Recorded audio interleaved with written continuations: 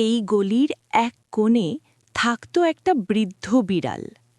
সারা জীবন কষ্ট পেয়েছে, ক্ষুধা, ঠান্ডা আর একাকিত্ব। কিন্তু সে কখনো কারোর কষ্টের কারণ হয়নি। মানুষের খাবার সে তাকিয়ে দেখত, কিন্তু কেড়ে নিত না। কারোর দরজায় আঁচড় দিত না, কারোর ঘুম ভাঙাত না। ঠান্ডা রাতে সে কাঁপত, তবুও ডাক দিত না, কারণ সে জানত নিজের কষ্ট দিয়ে অন্যের শান্তি নষ্ট করা ঠিক নয়।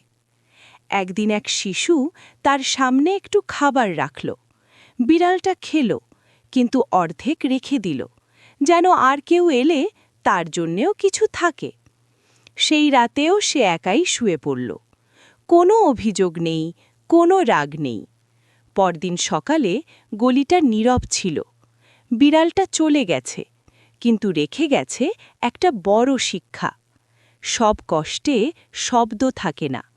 কিছু জীবন নীরব থেকেও অপরিসীম মহান।